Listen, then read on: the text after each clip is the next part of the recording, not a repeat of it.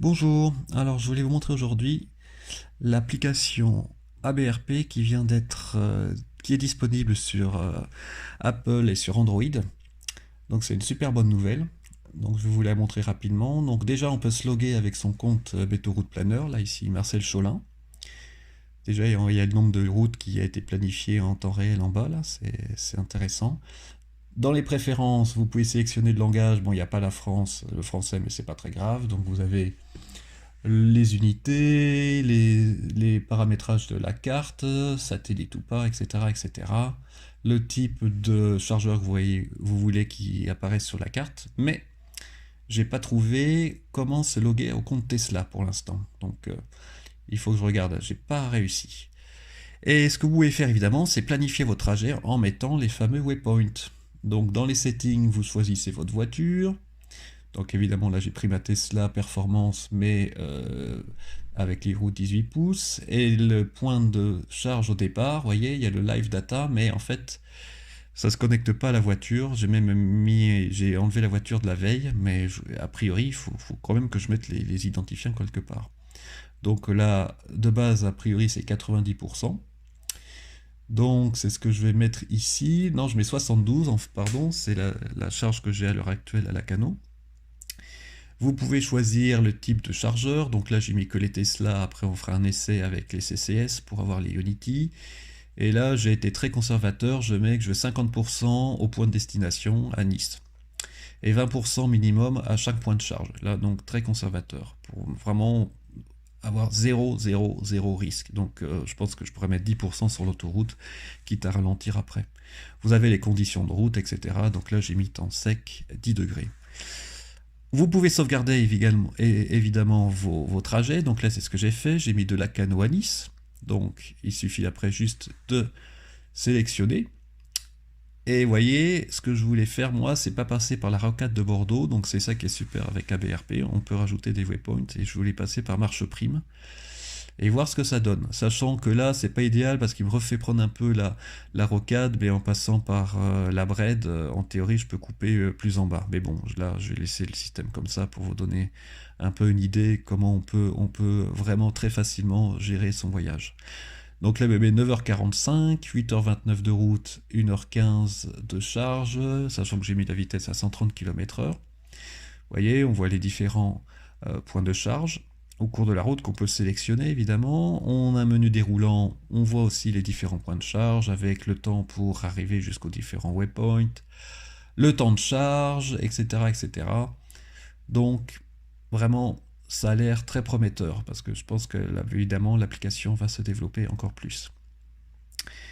Et là, je voulais vous montrer à Langon, donc 11 minutes de charge pour passer de 45 à 74. C'est un peu dommage que je puisse pas partir avec 90% de la Cano, car j'aurais probablement plus squeezé, ce que vous allez voir après, le point de charge à Langon. Bon, après, c'est que 10 minutes, c'est pas non plus...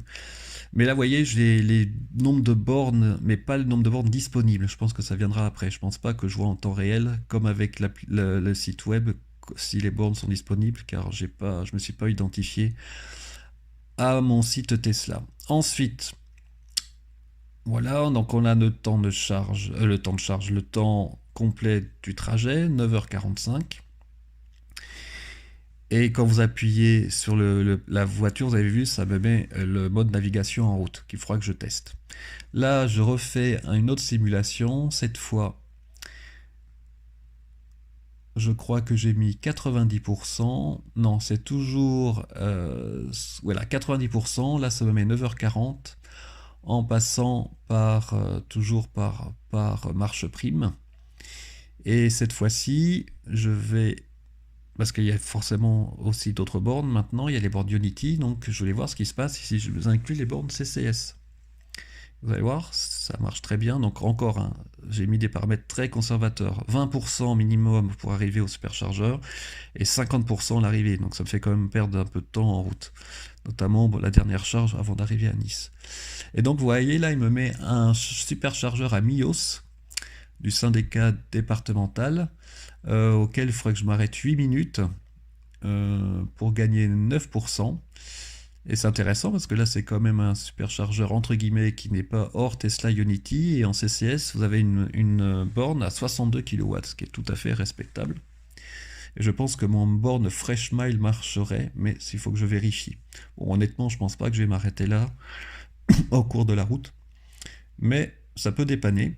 Et il faudra que je vérifie sur les applis, ChargeMap, Freshmile, etc. Au Mobivi peut-être, si la borne est fonctionnelle. Là, vous voyez, vous pouvez sauvegarder le plan et donc le partager. Après, avec Tesla, vous pouvez envoyer le waypoint, le premier waypoint sur la voiture. Ça, rien de neuf.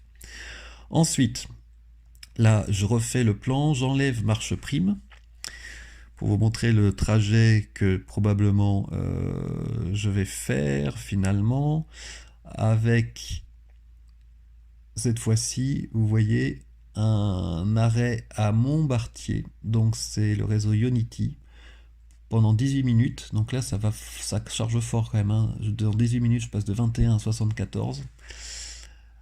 Sachant que là, normalement, je pars à 90% de la cano, ce qui n'est pas le cas, puisque je partirai peut-être à 80% maxi. Et voici le superchargeur de Montbartier. Alors, est-ce que je vais m'arrêter là? Honnêtement, il faut vraiment que je calcule la distance qu'il y a entre Montbartier et Toulouse, là où il y a le superchargeur Tesla. Si je peux faire la différence sans charger à Montbartier, je pense que je testerai Unity. Et par contre, si je vois que c'est trop juste, et ben tant pis, j'irai directement au superchargeur Tesla en réduisant la vitesse, ou alors je m'arrêterai à Langon. Donc je perdrai 11 minutes à Langon. Et voilà, là, en mettant 72, je crois que c'est ce que j'ai fait, on est à... Non, 90, pardon, là, vous voyez, il me limite à 120 km/h pour aller... Là, j'ai enlevé le superchargeur, je vais directement à celui de Toulouse de Tesla, 120 km/h, 269 km. Et j'arrive à 20%, sachant qu'encore une fois, j'ai mes paramètres très conservateurs, puisque je vais minimum 20% au superchargeur. Je pense que je pourrais rouler peut-être à 130 sur l'autoroute, puisqu'une grande partie, là jusqu'à Bordeaux, c'est du 80. Je pense que j'arriverai peut-être à 10% au lieu de 20, si je roulais à 130 au lieu de 120 à Toulouse. Mais bon. Donc voilà, vous voyez, quand même, c'est intéressant. Moi, j'aime bien faire ça, j'aime bien préparer. Je pense que pour certains, d'autres, c'est peut-être un peu embêtant, rébarbatif, mais moi, j'aime bien. Je trouve ça plutôt ludique à l'heure actuelle. Et surtout comparé avec ce que la voiture peut me proposer dans le GPS. Maintenant, on compare avec Google Maps. Bordeaux, Lacanau-Nice. Alors, vous voyez, le trajet, sans aucun bouchon, évidemment. 8 heures, 848 km, en me faisant passer par la Rocade, ce qui en théorie moi j'aimerais pas, parce que demain, le 26, je pense que j'aurai des bouchons peut-être, donc je passerai probablement plutôt par Marche Prime et la Brède. Et donc si on compare, 8 heures contre 9h23, allez on va dire 9h30, si je charge on va dire je perds 10 minutes à Langon, mais je roulerai à 130 au lieu de 120, donc ouais, ça doit être kiff-kiff si je pars à 72% de la maison, à Lacanau au lieu de 90. Donc concrètement, ça veut dire, en plus il met 7h56 de trajet contre 8h18 je crois pour Peter Ruplaner qui est un peu moins optimiste.